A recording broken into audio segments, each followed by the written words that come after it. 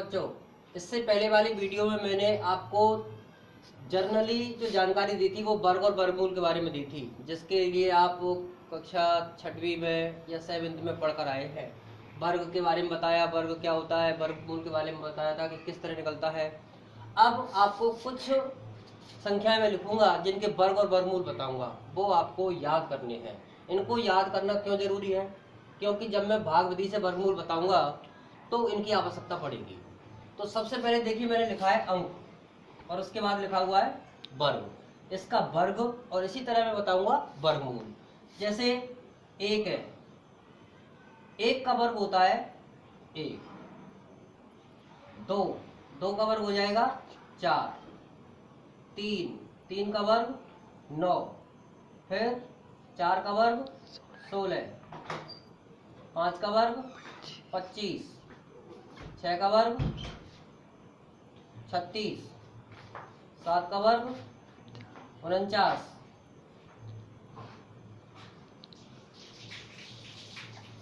ठीक है। इसी प्रकार 8 का वर्ग 64। 9 का वर्ग 81। 10 का वर्ग 100। 11 का वर्ग 121। 12 का वर्ग 144। 13 का वर्ग 169। 14 का वर्ग 196 और 15 का वर्ग 225। लगभग आप यहाँ तक याद रखेंगे। आगे जब आवश्यकता पड़ेगी तो इससे भी ज्यादा वर्ग बताऊंगा मैं आपको। फिलहाल आप 15 तक के वर्ग याद करेंगे। क्लियर? इनको याद करने के बाद अब वर्गमूल पर आते हैं। इसका उल्टा करें हम, जैसे 1 का वर्गमूल 1, 4 का वर्गमूल 2, ये उल्टा हो जाएगा। वर्ग को तो सीधा पढ़ेंगे। 1 का वर्ग 1, 2 का वर्ग 4, 3 का वर्ग 9। अब वर्गमूल लेने के लिए अब ये संख्याएं होंगी। संख्या 1 का वर्गमूल होगा 1 और 4 का वर्गमूल 2, 9 का वर्गमूल 3। इसको अलग टेबल में लिख रहा हूं मैं, आप इधर ध्यान देंगे। यहाँ लिखेंगे संख्या,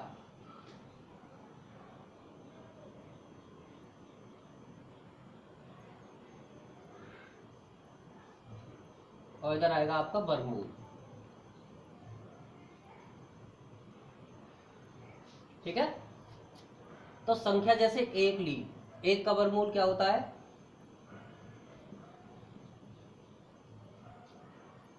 1। अब लिया यहाँ पर मैंने 4, 4 का वर्गमूल क्या होगा? 2। 4 के बाद आएगा 9, 9 का वर्गमूल 3। इसके बाद 16 का वर्गमूल 4। 25 का वर्गमूल 5। 36 का वर्गमूल 6। इसके बाद आएगा 64, वो 49। 49 का वर्गमूल 7। 64 का वर्गमूल 8।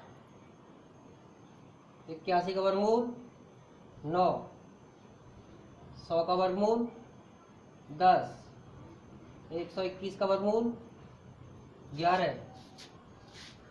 144 का वर्गमूल 12 और 169 का वर्गमूल 13। 196 का वर्गमूल 14। 225 का वर्गमूल 15। ठीक है, ये हो गए वर्गमूल आपके। इसको भी इसी तरह याद करेंगे। अब इसमें जब आप इनको पढ़ोगे तो कुछ चीजों पर ध्यान देने की जरूरत है। जैसे आप देखेंगे 1 का वर्ग 1 होता है और 1 का वर्गमूल भी 1 ही होता है। ठीक है। इसके अलावा आप अंकों पर ध्यान दें। जैसे देखो 5 यहाँ पर अंक है। 5 का वर्ग क्या है? 25 और 25 का वर्गमूल क्या आ रहा है? 5। तो जब किसी संख्या का वर्गमूल लेते हैं तो इकाई अंक अगर 5 है तो उसके वर्गमूल का इकाई अंक भी क्या होता है? 5 होता है। इसी प्रकार 1 का सिस्टम है। 1 यहाँ पर देख रहे हो आप, किसी संख्या का इकाई अंक 1 है तो उसके वर्गमूल का इकाई अंक भी 1 हो सकता है। अब 6 को देखेंगे आप, यहाँ पर संख्या यहाँ पर कितनी है? 36। इकाई अंक कितना है?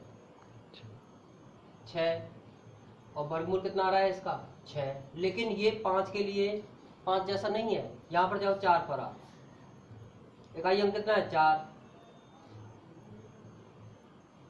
यहाँ देखो 196 में भी इकाई अंक 6 और 36 में भी इकाई अंक क्या है? 6। लेकिन इसका इकाई अंक क्या आ रहा है? 6 और इसका इकाई अंक क्या आ रहा है? 4।